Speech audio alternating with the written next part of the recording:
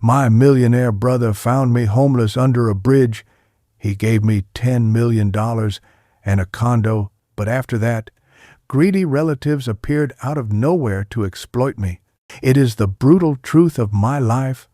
I was a man in my 70s, shivering beneath a concrete overpass with nothing but a torn blanket and the sound of dripping water to keep me company. My hands were stiff from the cold, my stomach empty from another day without food, and my spirit nearly extinguished after years of giving and giving until there was nothing left. Don't forget to subscribe to the channel and comment where you're watching from. I thought I was invisible to the world, forgotten by everyone I had once sacrificed for. I had resigned myself to dying there, under that bridge, nameless and alone. And then, one morning, a black car pulled up on the dirt-streaked shoulder, and out stepped the man I had not seen in more than 20 years, my younger brother, the millionaire. His face was older but still sharp, clean-shaven, wrapped in an expensive coat that looked like it could have bought me 6 months of shelter. He called my name as though he had been looking for me all his life, his voice carrying across the filthy concrete like a prayer I did not believe I deserved. My heart raced. I wanted to hide my shame, to crawl deeper into the shadows, but it was too late. He had found me in the lowest moment of my existence. In that instant, my brother became both my savior and the key to a chain of events I could never have predicted. When he reached me, he did not hesitate or recoil at my appearance. He did not ask questions about how I had ended up in the gutter. Instead, he placed his hand firmly on my shoulder and told me I would never spend another night in the cold. He said he had more money than he could ever use, and that I had always been the brother who deserved better. Before I could protest, before I could even gather the words to thank him, he pressed a set of keys into my trembling hands. A condo, a place with warmth, with walls, with light. Then he transferred $10 million into an account set up in my name as though it was the simplest gesture in the world. I cried that day. I cried not only for the gift, but for the sudden violent shift in my fate. How could a man who had been nothing more than a ghost beneath a bridge become, in a single moment, a man of wealth and security again? I thought it was a miracle. I thought it was redemption for every sacrifice I had ever made. I thought foolishly that perhaps the world had decided to give me back the years it had stolen. But I was wrong. What I did not understand then was that money is not only salvation, it is also a beacon. And the moment my brother lifted me from the ashes, the moment word of my fortune slipped from whispers into greedy ears, I became a target. They came for me with their outstretched hands and their practiced lies. They came as though I owed them something, as though I was a vault to be plundered instead of a man who had nearly died in the shadows. The $10 million and the condo were not gifts of peace. They were the spark that would ignite a firestorm of betrayal, manipulation, and confrontation unlike anything I had ever endured. I tell you this, not as a tale of pity, but as a declaration. I was once underestimated, cast aside, humiliated by those who should have cherished me. I was left to rot while they thrived. Yet when fortune found me again, so too did justice. You will hear how they schemed, how they mocked me, how they sought to strip away everything my brother had given. You will hear how they underestimated the man they thought they had broken.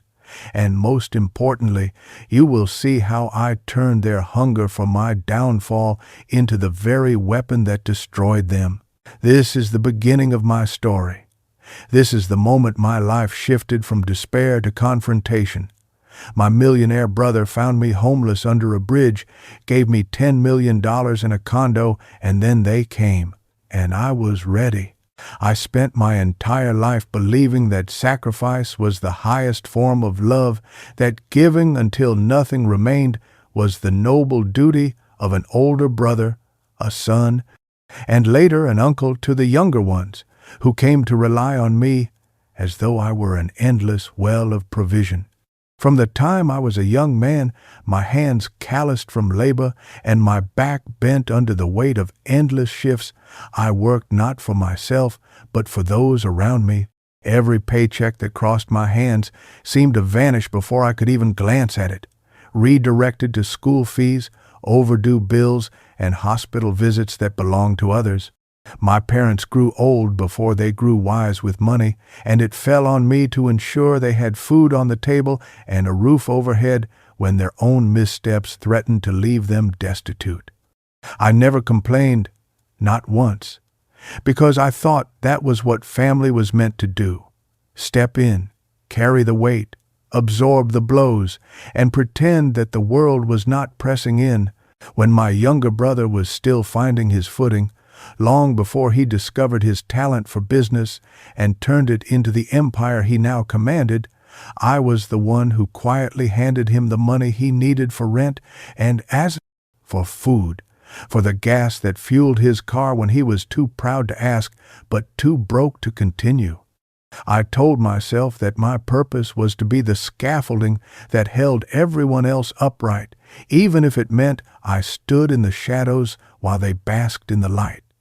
Over the years, I gave more than money. I gave time, energy, and opportunity. When my sister needed someone to watch her children so she could pursue her career, it was me who became both uncle and surrogate father, setting aside my own prospects to ensure her children were safe and cared for. When an in-law squandered his earnings on gambling, it was my savings that plugged the holes, though no one ever thought to repay me. Every sacrifice I made, I told myself, was building a stronger family, weaving bonds that would one day hold me close when I grew old and weary. But bonds built on one person's suffering are fragile. They do not bind love, only obligation, and obligations vanish the moment the giver has nothing left to give. As the years rolled on, my health began to falter. Long hours of physical labor eroded my strength, yet no one noticed. The very people who had once lined up for my help no longer saw me as a man with needs of his own, only as the resource they expected to keep flowing. When my money dried up and my energy waned, so too did their visits, their phone calls, their affection. It was as though the decades of sacrifice had been nothing more than air, dissolving the moment I had nothing left to pour into them. They discarded me the way a child discards a broken toy, tossing me aside with no thought, no gratitude, not even a word of thanks. I was left alone, jobless, weakened by age and circumstance, watching as the family I had built from my own sacrifice climbed into higher lives while I slipped lower and lower. The irony was suffocating. I had spent a lifetime making sure no one else fell into the gutter, only to find myself sleeping on its edge. There is a pain deeper than hunger and colder than winter nights, and it is the realization that those you gave everything to will let you starve rather than remember your worth.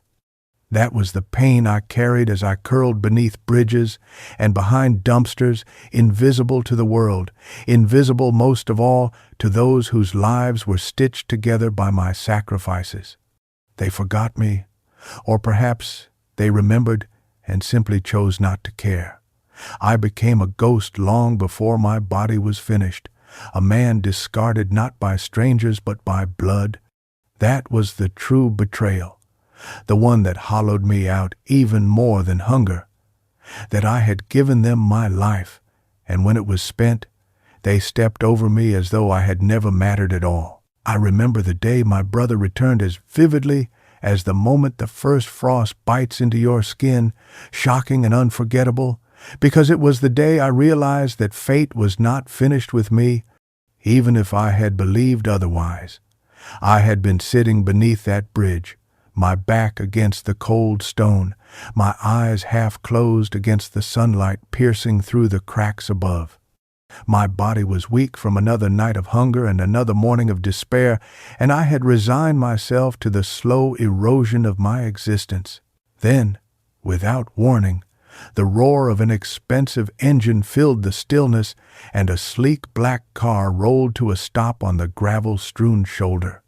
I thought at first it must have been a mistake, some wealthy man lost on the wrong side of town, and I lowered my head, unwilling to meet the eyes of another stranger who might sneer at the sight of me. But then I heard my name, not shouted, not whispered, but spoken firmly, with familiarity, with memory, as though the syllables had been resting on his tongue for years. I lifted my gaze and saw him, my younger brother, the one I had not spoken to in decades, the boy I had once protected and provided for, now transformed into a man dressed in an immaculate tailored coat, his shoes gleaming even in the filth around us, his hair neat, his presence radiating wealth and control. My heart stumbled in my chest. For a moment, I could not believe it was him. He walked toward me without hesitation, his eyes fixed on me not with disgust, but with a piercing concern that unsettled me more than cruelty ever could. He crouched down, bringing himself to my level, and before I could speak, before I could shield myself with shame, he took my frail hand into his and said words that cut through the years of silence. He told me I would not spend another night like this. He told me I deserved better.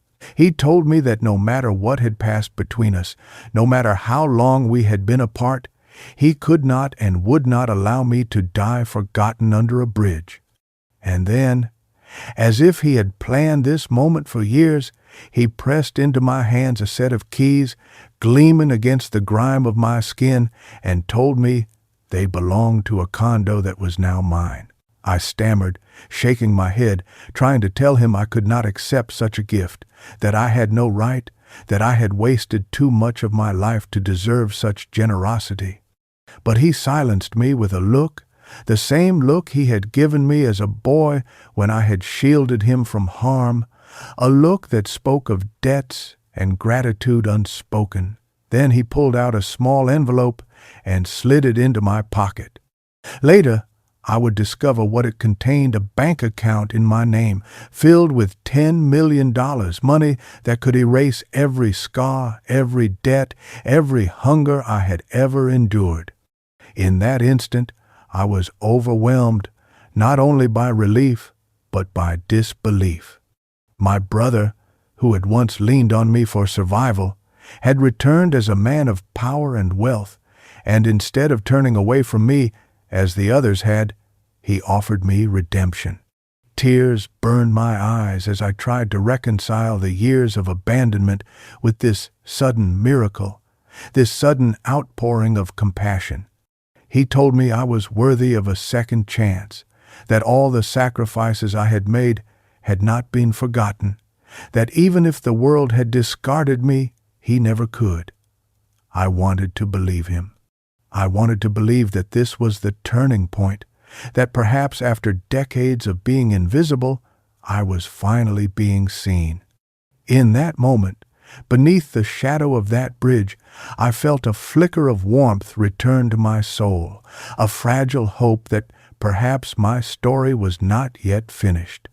Little did I know that this gift, this gesture of salvation, was also the spark that would awaken a storm, because where there is wealth, there is greed, and where there is generosity, there are always those waiting to twist it into an opportunity for themselves. The first night I stepped into that condo, I felt as though I had been dropped into another world, one that existed so far beyond the filth of the streets that I wondered if I had somehow crossed into a dream I would soon wake from. The walls were painted a clean ivory. The lights glowed warm instead of the harsh yellow glare of the street lamps I had grown used to, and the air carried the faint scent of lavender, from a diffuser tucked neatly into the corner. For years, the only ceiling I had known was the underside of a bridge stained with watermarks and graffiti, and now, above me stretched a vaulted ceiling that seemed impossibly high, free of decay and filth, as though even the architecture whispered that I was no longer a man forgotten. I touched the granite countertop in the kitchen, ran my hand across the polished wood floors, and paused at every corner, as if to reassure myself that this was real, that the ground would not collapse beneath me and reveal the cold concrete beneath. For so long my life had been a series of days defined by hunger and nights defined by fear. Fear of the cold, of the strangers who lurked in the shadows, of my own body failing before anyone remembered I had once mattered. But here, within those walls, the fear began to loosen its grip. I opened the refrigerator and saw it stocked with food, not scraps, not half-spoiled donations, but real food, fresh vegetables, milk, meat, things I had once taken for granted, but now felt like treasures worth more than gold. I turned on the shower and watched the steam rise, hot water pouring out as though it had been waiting all these years just to cleanse me. When I stepped inside, the heat stung my skin, but it was the kind of sting that reminded me I was alive, that I still had nerves that could feel something other than pain. I stood beneath that water for what felt like an eternity, letting it wash away not just the grime, but the years of despair that had clung to me like a second skin. And yet, even as I experienced these things, even as I sank into the softness of a real bed that first night, caution tugged at the edges of my joy. Hope is a fragile thing when you have been broken as many times as I had. I feared it would betray me, that the warmth of the condo and the weight of $10 million in a bank account were illusions that would vanish when I woke. So I moved slowly into this new life, testing it, adjusting, learning to breathe in air that no longer carried the stench of diesel fumes and rotting trash. Each morning I would rise and walk through the rooms, touching the walls, opening the cabinets, as though proving to myself that they were still there. Each day I took small steps, venturing outside not to beg or to search for discarded bottles, but to walk freely, to buy a meal with money that was mine, to smile at strangers who now met my gaze without pity. Slowly, the despair that had consumed me began to retreat, replaced by a cautious, trembling hope. I started to remember the man I had once been before sacrifice had eroded me to nothing, a man with dignity, a man who deserved more than to be a shadow hiding under a bridge. My brother's gift had not just given me shelter and wealth, it had given me back the possibility of renewal, the possibility of becoming whole again. Still, I knew the world was not kind, and part of me braced for the inevitable moment when someone would try to strip this fragile hope from me. For now, though, I allowed myself to feel the warmth of the condo, the fullness of a real meal, the quiet dignity of clean clothes, and for the first time in decades, I allowed myself to whisper that perhaps I was not finished, perhaps I still had a future worth fighting for. It did not take long for word of my new life to spread, because nothing travels faster than gossip when money is involved, and soon enough the silence that had surrounded me for years was broken by the sudden, eager voices of family members who had not spoken my name in what felt like lifetimes. At first it was a phone call from a niece who had never once visited me during the long years of my decline, her voice coated in sugar as she asked how I was doing, pretending at concern, while barely concealing the excitement bubbling beneath her tone. Then it was a nephew who appeared at my door with a grin too wide, a gift in hand, and a story about how he had always thought fondly of me, though I could count on one hand the number of times he had even acknowledged me in the past. Soon they came in droves, sisters-in-law who had once dismissed me as a burden, cousins who had ignored my pleas when I had begged for help, distant relatives who had long erased me from their memory, but now acted as though I were a beloved elder whose wisdom they suddenly valued. They circled around me like vultures, their eyes glimmering not with affection but with hunger, the kind of hunger that money inspires in those who believe they are entitled to it. They flattered me, showered me with false praise, told me I looked healthier, younger even, as though their hollow words could erase the fact that they had abandoned me to the streets. Each conversation carried the same undercurrent, the same inevitable drift toward questions they pretended were casual. How was the condo? How much had my brother given me? Did I need help managing it? Had I thought about investing? Had I considered sharing with those who were struggling? The hypocrisy was suffocating, because I remembered every time I had gone without food to feed them, every bill I had paid on their behalf, every sacrifice I had made when they were the ones struggling, and yet not one of them had lifted a finger when I was cast out and left to rot. Now they emerged from the shadows of their comfortable lives, pretending to care, but their eyes betrayed them. They did not see me as a man who had endured the cruelty of life and found a second chance. They saw me as a prize, as a vault of riches that they believed was theirs to claim. Their visits became more frequent, their calls relentless. Some tried subtlety, weaving stories of hardship, bills that had piled up, children who needed tuition, medical expenses they could not cover. Others dispensed with the pretense altogether, boldly suggesting that I should share what I had been given because, after all, family looks out for each other. Those words burned like acid, because where had that philosophy been when I had begged for help? Where had their loyalty been when I had shivered under that bridge, unseen and uncared for? The hypocrisy was almost laughable if it had not been so cruel. I began to see them clearly for what they were. Not loving relatives, not loyal family, but scavengers circling the fresh carcass of fortune, ready to strip me bare of the little dignity I had regained. They underestimated me, of course. They assumed I was still the same man who gave without question, the man who sacrificed until he had nothing left. They did not realize that the bridge, the hunger, the abandonment had forged something harder within me. For now, I let them circle, let them chatter, let them reveal the depths of their greed in their own words. I smiled, I nodded, I listened, all while recording their hypocrisy in the back of my mind. Because just as vultures will strip flesh without mercy, they too would soon learn what it feels like when the prey they thought was helpless rises with teeth of its own. It started with polite suggestions wrapped in false kindness, the kind of words meant to sound harmless but laced with expectation.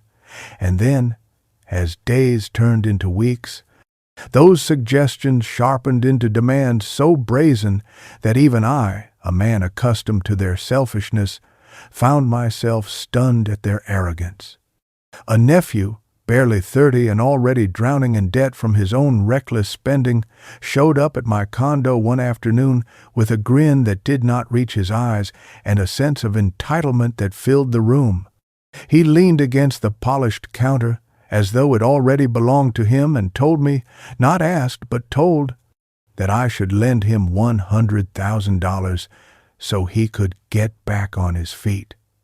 He spoke as if the money were already his, as if I were only the middleman holding it temporarily, as though my suffering under bridges and my brother's act of compassion were irrelevant footnotes in a story that revolved entirely around his needs. When I hesitated, when I dared to suggest that such a sum was not something to be tossed around lightly, he rolled his eyes, called me ungrateful for not helping family, and reminded me of all the good times we shared, moments I barely remembered because they had been nothing more than occasions where I had paid the bill. Not long after, a niece came to visit, her arms weighed down with glossy magazines of luxury cars. She laid them out on my table with theatrical flair, pointing to one sleek model after another, telling me how much it would mean to her if I could buy her a new car, insisting that she needed it to keep up appearances for her work. She did not mention me once, not my well-being, not the years I had spent invisible, only the image she wanted to maintain. When I tried to deflect, when I suggested she could work hard as I had once done to earn what she wanted, her face hardened, and she accused me of being selfish, as though my reluctance to hand over a car worth more than most houses was a personal betrayal.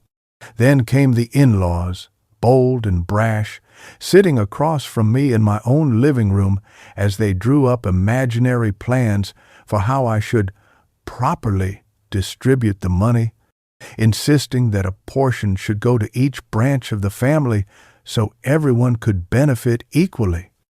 They spoke as if my brother's gift were a community fund, and I, its reluctant treasurer, refusing to acknowledge that I had been the one abandoned, that I had been the one starving and shivering in silence while they thrived in their comfort. Their arrogance dripped from every word, their demands escalating with every visit. They did not even try to mask their disdain for me. They dismissed my years of suffering as though they were irrelevant, even laughable, because in their minds, my pain had no weight compared to their desires. It was as though they believed my brother had given me the money for them, as if I were a mere conduit through which their fortune should flow, and the condo was simply a convenient place for them to gather and plan the division of spoils. Their entitlement was staggering, their lack of shame complete, and each demand cut deeper, not because I could not afford to give them what they wanted, but because their words revealed how little they had ever valued me as a human being. I realized, with each arrogant request, that they did not see me at all. They saw only the reflection of their own greed, a reflection they believed was justified, inevitable, deserved. What they did not realize was that every demand they made, every cruel dismissal of my past, every sneer that crossed their faces as they spoke down to me, was being etched into my memory like carving into stone. I listened, I endured, I even nodded at times, but inside a storm was gathering, a resolve that they could not see because they were too blinded by their hunger. They thought they were tightening their grip on me, but in truth, they were digging their own graves with every arrogant word, and I was already planning how to bury them in the very greed that consumed them. It happened one evening when the condo was filled with the chatter of relatives who had invited themselves in once again, treating my living room as though it were their own. I had excused myself quietly, slipping down the hall under the pretense of needing rest, but I left the door cracked just enough to hear their voices drift through. At first it was laughter, the kind of high-pitched, grating laughter that always follows when people believe they are in complete control of the situation. Then the words began to sharpen, words that sliced deeper than any knife, words that stripped away the false kindness they wore like masks whenever they looked me in the eye. I heard my nephew's voice, dripping with arrogance, saying, "He's such a fool. He thinks we actually care about him. $10 million, and he doesn't even know what to do with it. We'll bleed him dry before he even realizes what's happening." The room erupted with agreement, voices overlapping, a chorus of greed that mocked me with its confidence. A niece added with a cruel laugh, "He's too old, too soft. He'll give in if we just keep pushing. We'll get the condo too, just wait. He doesn't deserve all this. It should have come to us in the first place. Their words twisted in my stomach like poison, not because they surprised me, but because they confirmed what I had suspected all along. They had not come back into my life out of love or regret, not even out of a fleeting sense of guilt for abandoning me when I had nothing. They had come back as predators, circling me with sharp smiles and sharper claws, ready to strip every last shred of dignity and security from me until nothing remained. I listened as an in-law, one who had once looked me in the eye and spoken of family loyalty, sneered, "We'll keep him happy with a little attention, pretend we care, and he'll hand it all over. He was always too generous for his own good. He'll never change."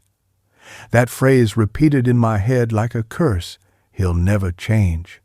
They believed I was still the same man who had emptied his pockets for them, the same man who had sacrificed everything without hesitation, the same man who had been discarded when he was no longer useful. They believed I was weak, gullible, blind to their intentions. They believed the years of suffering had taught me nothing, and in their arrogance they revealed everything. I heard them laugh about the car requests, about the loans, about the way they had insulted me in private after leaving my condo, calling me pathetic for thinking I had finally found peace. Their cruelty was not subtle, not careful. It was raw, unguarded, dripping with contempt. They did not bother to hide when they thought I was too far away to hear. I sat there in the dark, my hand clenched so tightly around the arm of the chair that my knuckles turned white, and I let their words sear into me. They thought they were playing me, but in truth, they were writing their own downfall. Every mocking laugh, every cruel remark, every plan to bleed me dry became fuel, feeding the fire that had been smoldering inside me since the day I first felt the sting of their abandonment. They had mistaken silence for weakness, patience for foolishness, endurance for blindness. They did not know that the man sitting quietly in the shadows had been reforged by hunger, by betrayal, by years of invisibility. They did not know that I was listening, that their every word was being etched into the ledger of my memory, and that one day soon I would present them with the bill. Their cruelty might have been hidden behind closed doors, but to me it was a revelation, a gift in disguise, because it confirmed that the time for passive endurance had ended. I was done being their fool. They wanted to bleed me dry, but they would soon learn that I was no longer the prey they were. Their words that night did more than sting. They ripped open old wounds I had spent years trying to bury beneath silence and resignation, and in the quiet hours after the mocking laughter faded from my condo, I found myself drowning in memories I had once forced myself to forget. I saw myself as a young man, strong and ambitious, holding dreams of starting my own small business, a repair shop that could have been my pride, my chance at independence. I had saved for years, scraping together every dollar, but when my sister came to me in tears, saying her husband had gambled away their rent and the children would have no roof over their heads, I set aside the envelope of savings and handed it all over without hesitation. I told myself I would rebuild. That family came first, that sacrifices were temporary. But temporary became permanent, and my shop remained nothing more than a dream I locked away while others thrived on the foundation of my sacrifice. Another memory burned in my mind, long nights working double shifts at the factory, my body aching, my lungs raw from the dust and fumes, all so that my younger brother, the very one who would one day become a millionaire, could attend college without the weight of tuition crushing him. I told myself I was proud to carry that burden, that seeing him succeed would be enough reward for the years of exhaustion I endured. I remember the way he thanked me at the time, promising he would never forget, and I clung to that promise like a lifeline. And yet when I fell into hardship, when my body could no longer carry the same loads, silence was all I received. My sacrifices had built bridges for others, but when I needed one myself, I was left standing on the edge with nowhere to go. The image of my niece returned to me, a child then, clinging to me as I walked her to school while her mother worked. I had raised her as though she were my own, cooking meals, helping with homework, comforting her during the nights when her parents fought. I poured my love and energy into ensuring she grew up safe and stable, believing she would carry that love into adulthood. Yet now, that same girl sat in my living room as a grown woman, shoving magazines of luxury cars into my face and calling me selfish when I did not hand her the keys to her fantasy. How quickly affection had transformed into entitlement, how easily love had been discarded the moment it no longer served her. I remembered the bills I paid for cousins who had fallen behind, the debts I covered for in-laws who promised repayment that never came, the groceries I bought, the roofs I kept standing, the countless small sacrifices that added up to the total erosion of my own life. Each memory pressed against me like a fresh wound reopening, bleeding not with the pain of the act itself, but with the cruelty of the aftermath, the sheer ingratitude that followed. I had believed in family as though it were sacred, but in truth, I had only been their safety net, their crutch, their silent benefactor. And now, listening to them laugh about bleeding me dry, calling me a fool, I realized that all those sacrifices had not earned love or respect, and they had only taught them that I was expendable, that I would give until nothing remained.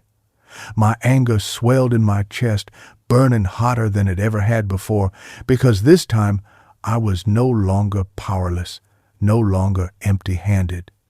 I had resources now, a chance to fight back, to finally rewrite the story they thought had already been decided.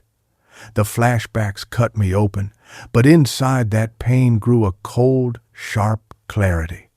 They had taken my dreams, my strength, my dignity, and thrown me away like trash, but now they had made one fatal mistake. They believed I was still that man. They did not see the fury coiling inside me, the resolve hardening with every memory that clawed its way back to the surface. Old wounds had reopened, yes, but this time, instead of bleeding me dry, they fueled a fire that would not be extinguished until every last one of them paid for the years they stole from me. That night, as I sat alone in the silence after their voices faded from my condo, something shifted inside me, something final and irrevocable. For years I had told myself that my suffering was inevitable, that sacrifice was the only role I was meant to play, that perhaps I was simply destined to give until nothing remained. But now, with their cruel laughter still echoing in my ears and the weight of my brother's gift steady in my possession, I understood something I had never truly believed before I was no longer powerless. The bridge, the hunger, the years of invisibility, they had forged me into something stronger than they could possibly imagine, and the money, the condo, the second chance I had been handed were not just tools for survival, they were weapons, shields, and opportunities. I sat there in the dim light, my hand steady, my mind sharper than it had been in decades, and I made a vow to myself that I would never again allow them to feed on me like parasites. This time, I would not be used, not manipulated, not discarded. They believed I was still the same man who had handed over his savings without question, who had taken on their debts without resentment, who had raised their children and covered their failures without demanding anything in return. They thought the years had broken me, but what they could not see was that those years had reforged me in fire and humiliation, and now I was harder, colder, and far more dangerous than they remembered. Their mistake was believing that I was still their victim, that I would still bend beneath the weight of their demands. But I had already begun to see the path ahead, and it was not one of submission, it was one of strategy, of careful planning, of retribution. The anger that surged through me was not the wild, reckless anger of youth, but the precise, measured fury of a man who has lost everything and been given a final chance to reclaim his dignity. I felt a strange calm settle over me, a calm that told me I was finally in control.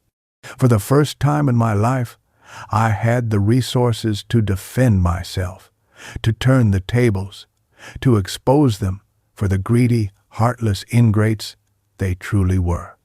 I knew that if I acted rashly, if I lashed out in the heat of the moment, they would only twist it, painting themselves as victims and me as the bitter old fool. No, my revenge would not be impulsive. It would be patient, deliberate, and devastating.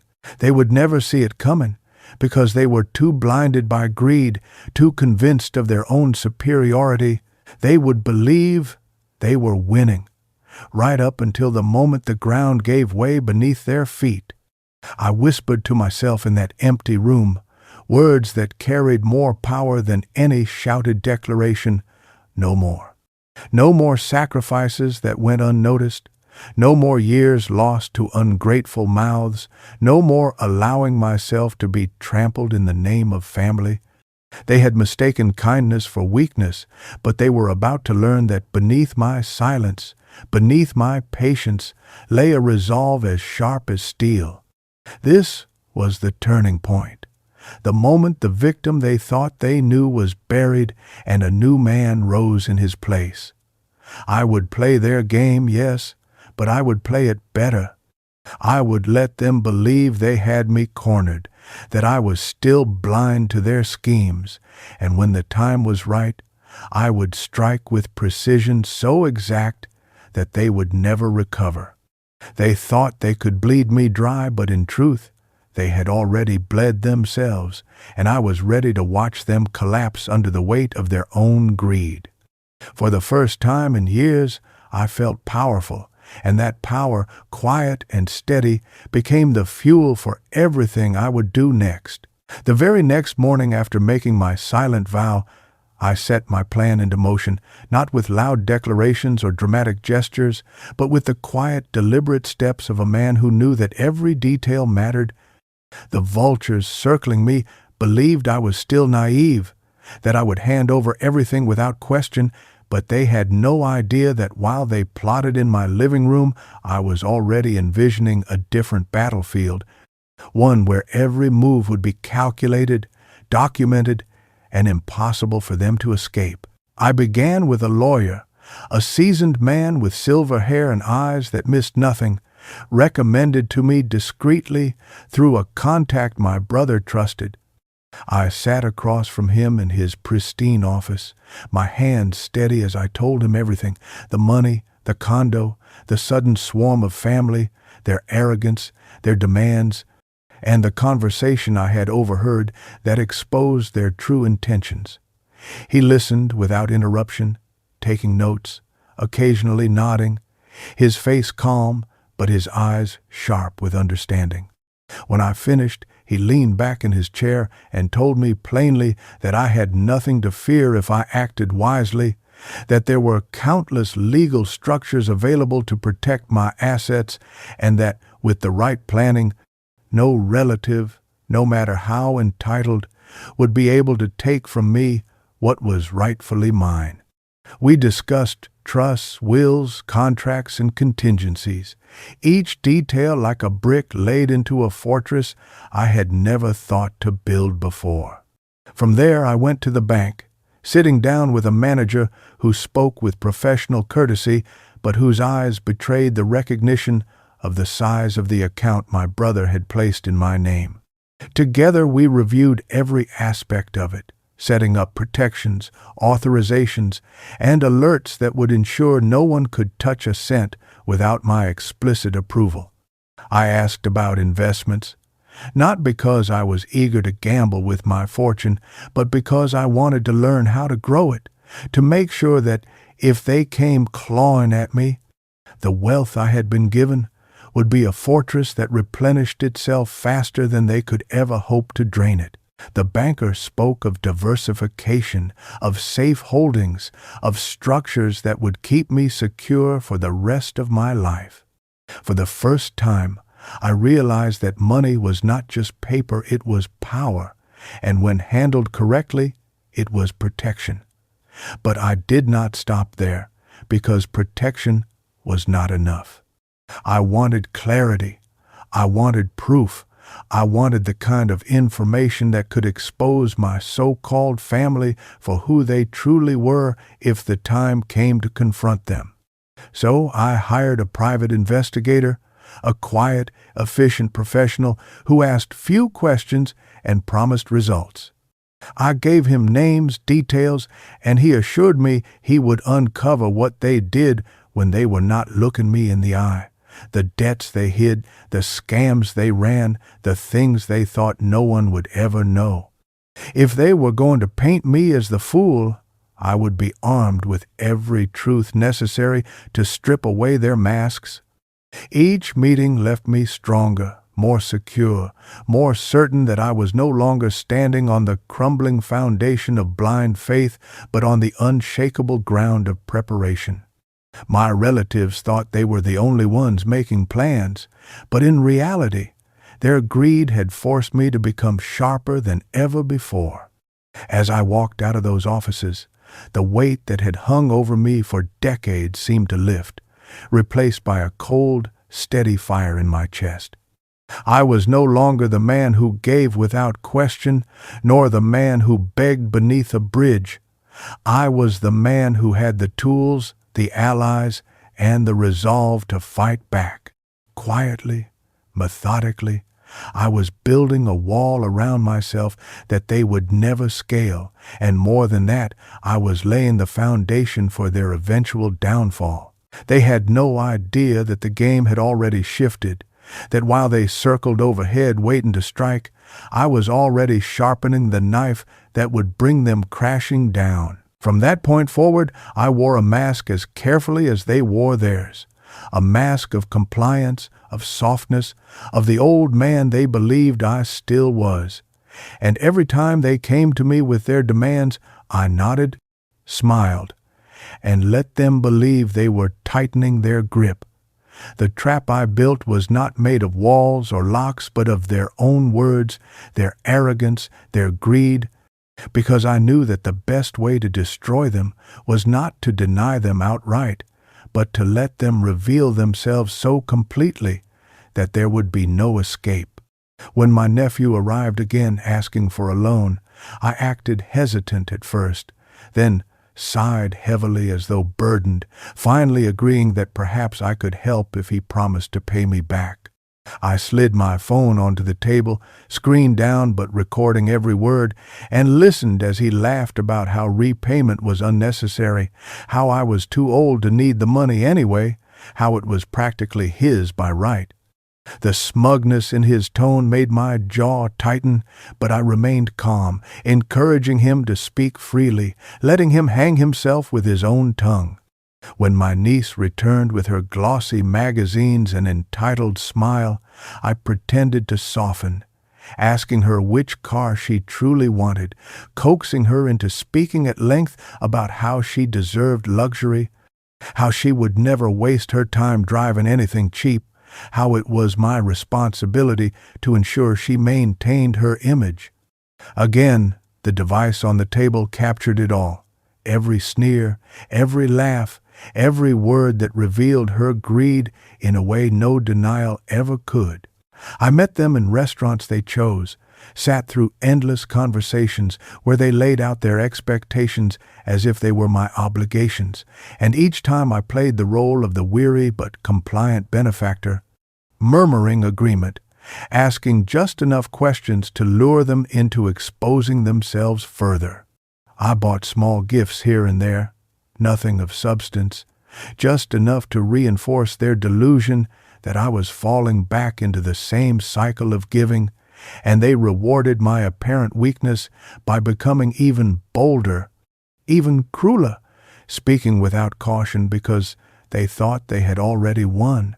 They did not know that every dinner, every meeting, every whispered demand was being documented, that the very words they believed would bend me were being preserved to break them. My lawyer had advised me to gather evidence. My investigator had shown me the cracks in their lives, the debts, the lies, the scams, and now I was stitching it all together into a net they would not see until it closed around them. At times the rage in me burned so hot I wanted to shout, to throw their words back in their faces, to remind them of the nights I had gone hungry while they lived comfortably, but I swallowed it, because patience was the blade I would wield, and I needed it sharp. The trap I was setting was not only about protection, it was about exposure.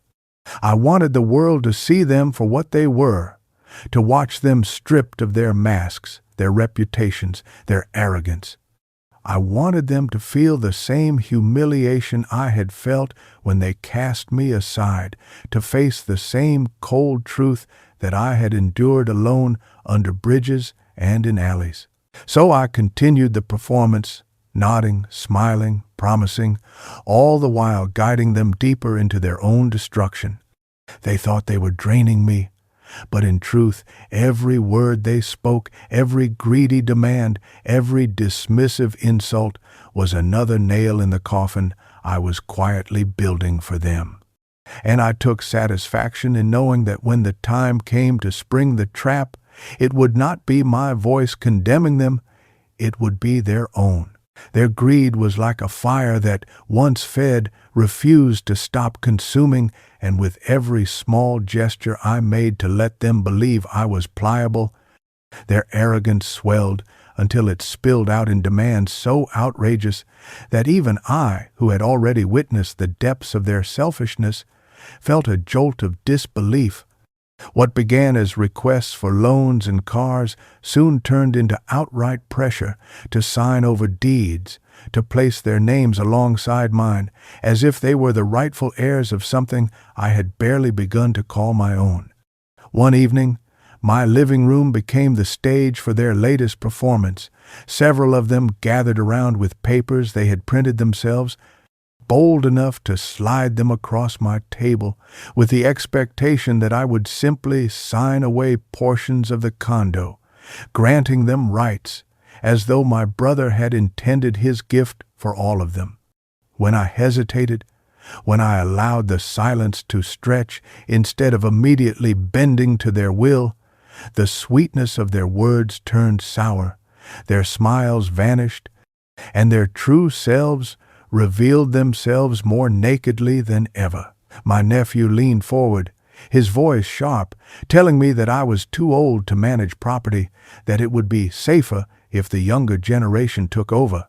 My niece scoffed openly, rolling her eyes as she said it was selfish of me to cling to everything when I had already lived my life, as though I were nothing more than a temporary custodian, waiting to pass my fortune on to those who truly deserved it. Their words struck like lashes, not because I believed them, but because they spoke with such certainty, such entitlement, dismissing my suffering, my sacrifice, as if none of it mattered compared to their hunger. When I told them I needed time to think, the insults came sharp and fast, thrown carelessly like stones. One called me a stubborn old fool. Another laughed and said, I had no idea how to handle money, that I would waste it all on nothing, that they were the only ones capable of making something of it. An in-law raised his voice, reminding me of all the times I had relied on them for company, conveniently rewriting history to suggest they had supported me when in truth they had abandoned me to the streets. Their arrogance was suffocating, their voices rising with each word, their tone shifting from persuasion to aggression, as though the condo walls themselves were closing in on me. They no longer cared about appearances, no longer bothered with false kindness. They believed they had me cornered, that their numbers, their noise, their shared contempt would crush me into submission. But they did not see the calm behind my eyes, the stillness in my hands as I sat quietly, allowing them to bear themselves completely. Every insult, every demand, every attempt to bully me into surrendering what was mine was recorded, catalogued, stored away like ammunition. Their escalation was not weakening me. It was handing me the very proof I needed to destroy them. And as I watched them shout and sneer in the home they thought would soon be theirs, I felt no fear, no doubt. Instead, I felt a cold, steady satisfaction because I knew they were digging deeper into the trap, so blinded by greed they could not see the walls closing in. They believed their words were breaking me down, but in truth, every syllable was another brick in the prison I was quietly building for them, a prison from which they would never escape once the time came for me to turn their arrogance against them.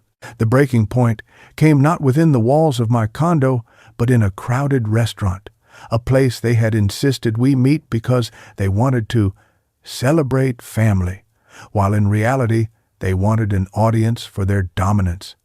I agreed, as I had with so many of their schemes, because I knew this was the perfect stage for what I had been waiting for. Their own arrogance, exposing them in front of eyes that were not mine alone. The evening began with false laughter, exaggerated toasts, and the clinking of glasses, but it did not take long for their masks to slip. Surrounded by other diners, waiters gliding past with trays, and the soft hum of conversation around us, they leaned across the table, voices just loud enough to carry, and began pressing me once more to sign over the condo, to transfer accounts, to make them co-owners of what my brother had given me. At first I deflected politely, smiling, shaking my head, but their patience was gone. My nephew slammed his hand on the table, his voice rising above the chatter of the room, declaring that I was being selfish, that I owed them after everything I had been given. Heads turned. A hush fell over nearby tables as diners paused mid-bite, curiosity pulling them into the unfolding drama. My niece leaned forward, sneering, her voice sharp and venomous as she told me I was nothing without them, that I was too old and too weak to manage anything on my own. She demanded, in front of strangers, that I hand over the car she wanted, mocking me for hesitating as though I were a child refusing to share. An in-law chimed in, his words dripping with contempt, telling me that if I truly valued family, I would stop hoarding what belonged to everyone, not just me. Their voices overlapped, heated, angry, and I sat in silence, letting their fury build, letting them expose themselves without interruption. I saw the waiters frozen nearby, trays trembling in their hands, and other diners staring with wide eyes as my family revealed their true nature, their greed, their entitlement, their cruelty. One woman at the next table shook her head in disgust, whispering to her companion. Another man muttered something under his breath, his expression twisted with contempt as he listened to the tirade directed at me. My relatives did not notice. They were too consumed by their own arrogance, too blinded by the certainty that they were in control. When I finally spoke, I kept my voice low, steady, deliberate, and the contrast cut through their shouting like a knife. I asked them calmly if they realized what they sounded like, if they understood how they looked, screaming at an old man in public about money that was never theirs. My words hung in the air, and in the silence that followed, the weight of every pair of eyes in that restaurant pressed down on them. My nephew's face flushed crimson, my niece sputtered, but the damage was done. The witnesses had seen everything. The diners had heard every venomous word, and the carefully curated image my relatives carried into the world, the image of respectable, successful, Loving family was shattered in a single evening. They had humiliated themselves not because I had exposed them, but because their own greed had dragged their true selves into the light. I did not need to raise my voice. I did not need to accuse them of anything because their actions had already condemned them. I sat back, calm and composed, while they fumbled, their anger collapsing into awkward silence as they realized too late that they had destroyed their own facade. And in that moment, watching them wilt under the gaze of strangers, I knew the breaking point had arrived. They had shown the world who they truly were, and soon I would show them that I had been listening, watching, and preparing for this reckoning all along. In the days following that public spectacle, while my relatives scrambled to salvage their pride and pretend the humiliation had never happened, I moved with precision, guided by the team of professionals I had quietly assembled long before their arrogance reached its peak. My lawyer and I met in his office, the blinds drawn, documents spread across the polished oak desk like the blueprints of a fortress. We had already laid the groundwork, but now it was time to seal every gap, to make sure not a single greedy hand could ever touch what was mine. He helped me establish an irrevocable trust that placed my condo and the majority of the $10 million beyond the reach of anyone but me, locked behind conditions so airtight no manipulation, no false signature, no coercion could crack them.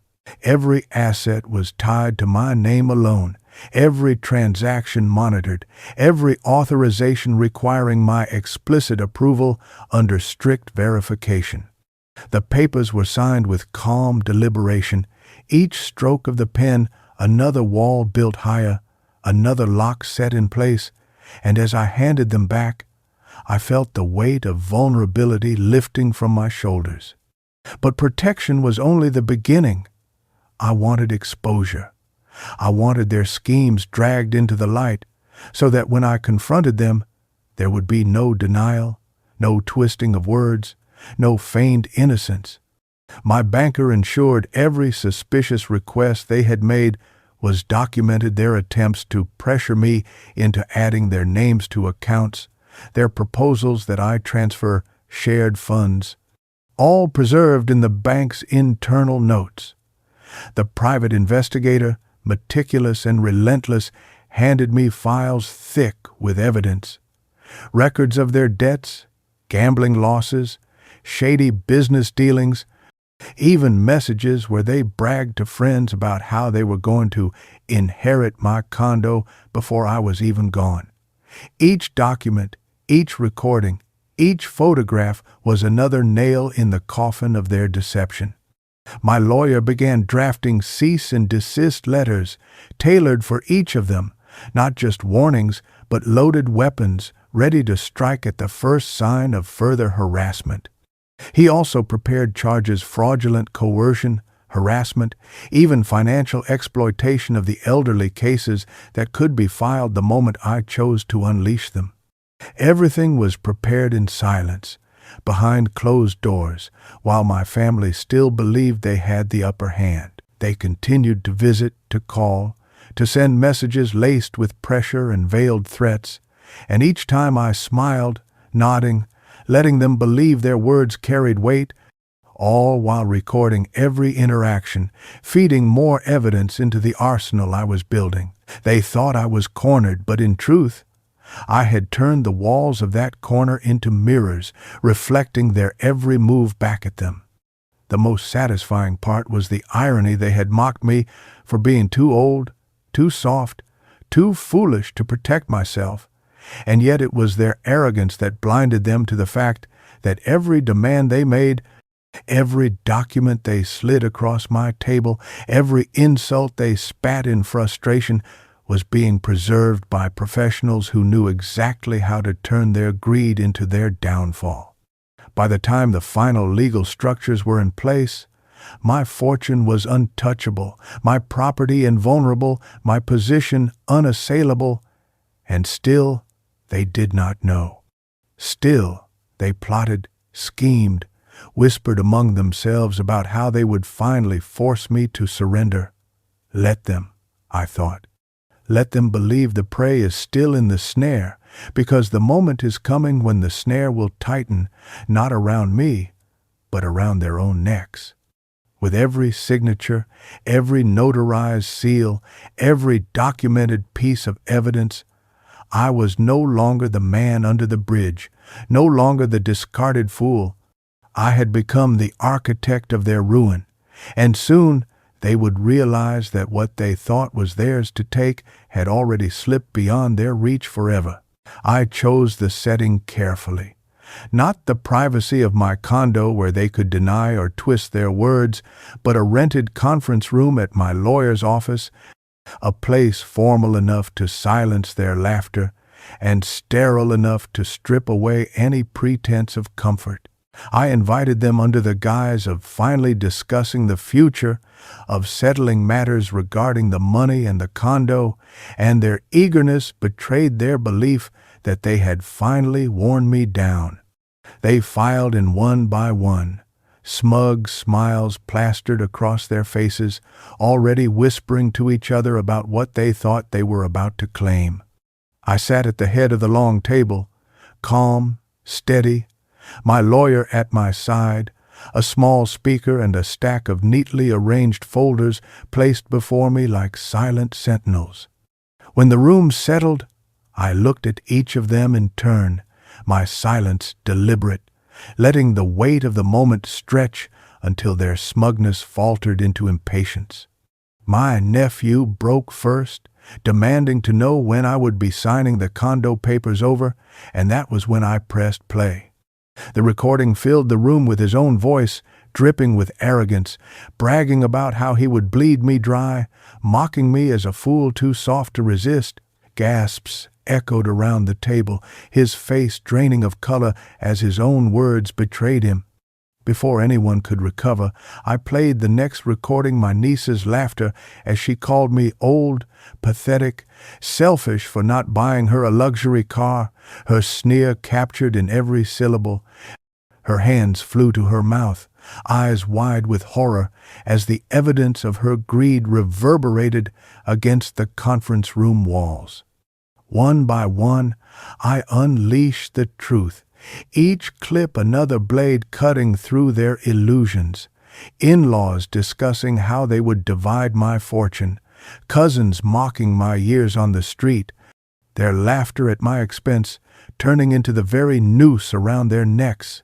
The room grew colder with every revelation, their smug expressions collapsing into panic, denial, and finally silence as they realized there was no escape. When the last recording faded, I let the quiet hang heavy, then slid the stack of folders across the table.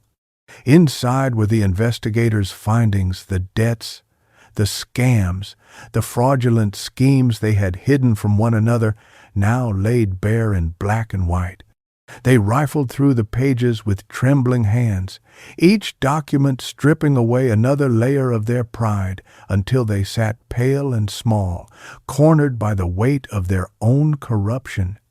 My lawyer spoke then, his voice sharp and professional, explaining the legal protections already in place, the cease and desist orders ready to be served, the criminal charges prepared should they continue their harassment. Their faces fell further, the bravado draining from them until they looked like children caught with stolen goods. I leaned forward, my voice calm but steady, telling them that I had listened to every word they thought I would never hear, that I had carried every insult, every dismissal, every cruel plan, and that I was no longer the man they believed they could exploit. Their schemes had collapsed not because I had outwitted them, but because they had condemned themselves with their own arrogance. The silence that followed was thick with humiliation, their eyes darting from one another as the realization sank in that the game was over. For years they had seen me as a fool, a resource, a man to be drained and discarded, but in that room, With their voices betraying them and their secrets exposed, it was clear to everyone, especially them, who the real fools had been. The aftermath of that confrontation unfolded with a swiftness that none of them had expected, though I had anticipated it with meticulous precision. The very next morning, as the weight of their humiliation still clung to them, my lawyer sent out cease and desist orders drafted with such clarity and force that not one of them could pretend to misunderstand. Each envelope carried the warning of legal consequences should they contact me again for money, property, or influence, and each letter bore the authority of law that stripped away the last remnants of their imagined control.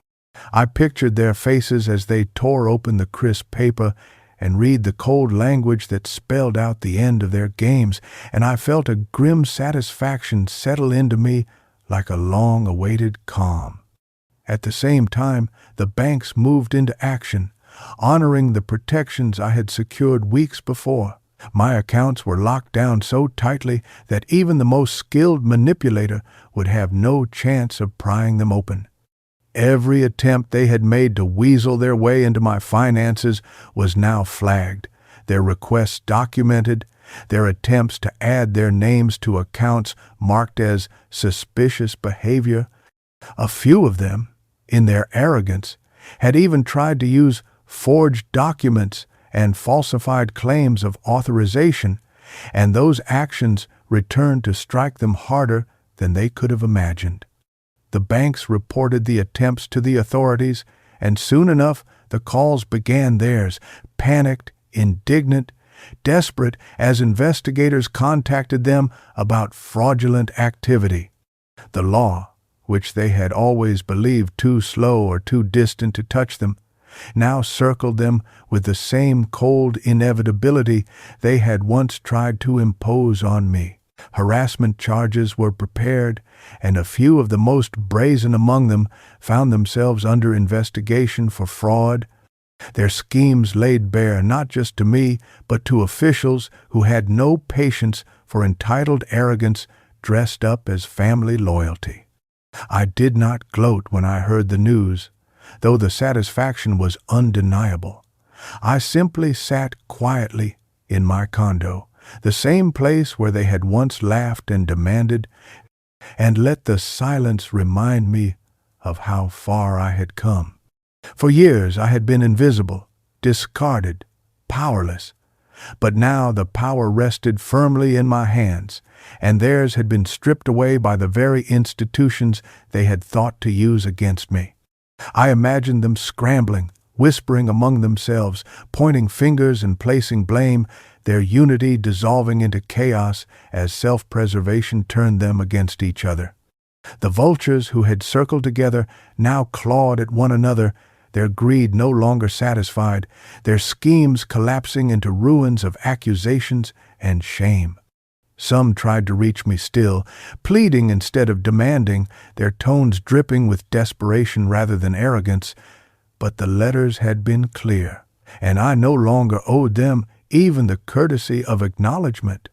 Others fell silent entirely, retreating into the shadows as their reputations suffered, the whispers of fraud and exploitation clinging to them in their communities. And through it all, I remained calm, resolute, untouched. The condo was still mine, the money secure, my dignity restored, and their downfall had unfolded not through violence or chaos, but through the simple, inescapable weight of truth and law.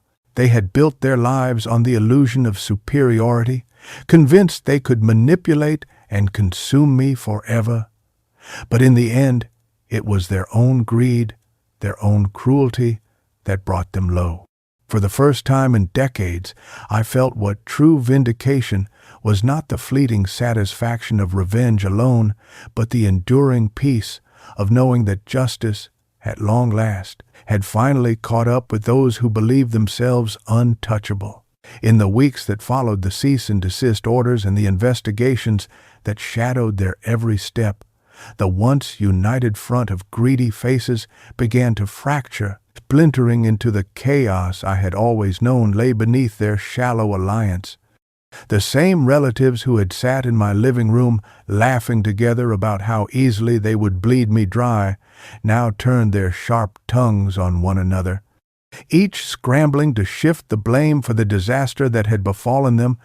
My nephew accused his sister of being careless, saying her laughter on the recordings had doomed them all. She fired back that he was the fool who spoke too loudly about draining me, that his arrogance had painted the target squarely on their backs. Cousins who once plotted side by side now hissed behind each other's backs, digging up old grudges, rehashing debts and betrayals long buried, using them as weapons to deflect attention from their own guilt. In-laws whispered accusations of forgery, pointing fingers at one another for the fraudulent documents, each insisting it was someone else's idea, someone else's hand guiding the pen. What had been a chorus of greedy voices united in their desire to strip me bare became a cacophony of spite, each trying to claw their way free of the sinking ship by shoving the others deeper into the water. I watched it unfold not in person but through the quiet reports that reached me, through the investigators' updates, through the stories that leaked from their own neighbors and acquaintances who had begun to turn cold at the whispers of legal trouble. Invitations that had once flowed toward them dried up. Their social circles shrank as friends and colleagues recoiled from the stink of scandal. Isolation wrapped itself around them tighter than any chains, and they had no one to blame but themselves, though blaming themselves was the one thing they refused to do. Instead, they cannibalized each other. Each new accusation, another brick pulled from the fragile wall that had once kept their greed disguised as loyalty. And I, sitting in the quiet of my condo, no longer huddled beneath a bridge but settled into the warmth my brother's gift had provided, felt no urge to intervene, no pull to gloat. I simply watched, calm and steady, as the natural consequences of their own arrogance devoured them. They had mocked me for being alone, for having no one to defend me, for being discarded, yet here they were, tearing each other apart, left more alone than I had ever been, because my solitude had forged strength, while theirs revealed only weakness. Their voices, once raised in cruel laughter, now rose in accusation, and in the silence that surrounded me, I finally understood what true victory felt like. It was not the roar of triumph, but the calm certainty of justice, watching arrogance collapse under its own weight. Vindication did not come to me in a roar of applause or a sudden wave of recognition from the world, but in the quiet strength of knowing that I had reclaimed what they had tried for years to strip from me, my dignity. For decades, I had been the family's scapegoat, the giver who was expected to empty his pockets, the silent worker who paid debts, raised children, and surrendered dreams without complaint. When my resources were gone, they cast me aside as if I had never mattered, leaving me to rot beneath bridges and sleep in the cold, convinced that my story would end in silence. But now, after everything, I stood not as their victim, but as the one who had outwitted them all. I walked through my condo each morning with deliberate pride, touching the walls that were mine and mine alone, no longer fearing that someone would snatch them away. The bank accounts, once vulnerable to their greedy schemes, were secure beyond their reach, replenishing quietly with investments they would never understand. The same relatives who once jeered and demanded now lowered their heads when they passed me, their arrogance shattered, their reputations in tatters, their unity dissolved into bitter fragments. I carried myself with a calm assurance they could not touch, and though they had once laughed at me as a fool, it was their own voices recorded, their own hands caught in fraud, their own names whispered in disgrace. That was the deepest vindication, to know that I had not needed to scream, to beg, or to threaten, only to endure, to plan, and to act with the quiet resolve they mistook for weakness. They had underestimated me, dismissed me as broken, and in doing so, they had delivered themselves into the very trap I had laid. And so, I no longer felt shame when I thought of the years I had given to them, the sacrifices that had gone unnoticed, because those sacrifices had forged the patience and strength that allowed me to triumph now. I no longer carried the weight of invisibility. I had been seen, not in the way they intended, but in the way that mattered most, seen as a man who refused to be destroyed. I had risen from the gutter they left me in, and returned stronger, sharper, untouchable. That was vindication. Not their approval, not even their downfall, but the knowledge that I had reclaimed my dignity, that I had taken back control of my life, and that I was finally, undeniably free. When the storm had passed and the vultures had been driven back into the shadows, it was my brother who came to visit, not as the Savior who had lifted me from under the bridge, but as a man seeking the company of his equal. We sat together in the condo he had given me, the same place that had become the stage for so many battles. And for the first time in decades, we spoke not as distant siblings divided by time and silence, but as two men who had both carried their burdens and earned their scars. He told me he had once worried that his gift would break me, that the sudden weight of money and comfort after years of deprivation might crush me under new chains of dependency, and I saw in his eyes the quiet relief of realizing how wrong he had been. He admitted he had given me the condo and the fortune out of guilt as much as love, haunted by the years he had prospered while I suffered. But now, seeing how I had stood against the family's greed, how I had turned their schemes into their ruin, he looked at me with something deeper than guilt. He looked at me with respect. For the first time since we were young, I felt no distance between us, no unspoken hierarchy of who was strong and who was weak, who had succeeded and who had failed. He told me plainly that he admired me, not for surviving the streets, not even for outmaneuvering our family, but for reclaiming myself, for refusing to be defined by the cruelty of others. I looked at him then and realized that I no longer carried the resentment I once might have, no longer measured myself against his success. His path had been different from mine, yes, but it was no greater, no lesser. He was not my savior and I was not his burden. We were brothers, finally on even ground. There was a peace in that realization, a quiet dignity in knowing that the man who had once pitied me now stood beside me with pride. And in that moment, the condo no longer felt like a gift bestowed from above, but a place I had earned the right to inhabit, not because of money, but because of the strength I had proven to myself. My brother left that day with a handshake firmer than any embrace, a gesture that spoke of equality, of mutual respect, of a bond finally healed. And I watched him go not as a man still in his shadow, but as his equal at last, content in the knowledge that I had reclaimed not only my dignity but also my place in the world. I began this journey shivering beneath a bridge, broken and forgotten, a man discarded by the very family I had once given everything to, convinced that my story would end in silence and shadows. I remember the cold that seeped into my bones, the hunger that gnawed at me, the shame of invisibility as the world passed me by without a glance, and I remember believing that this was all I had left. But life, in its cruel and unexpected way, offered me a second chance through the hand of my brother, and though that gift brought with it storms of greed and betrayal, it also revealed the truth of who I had become. I am no longer the man who could be used until empty, no longer the victim to be discarded when my sacrifices ran dry. I faced the cruelty of my so-called family.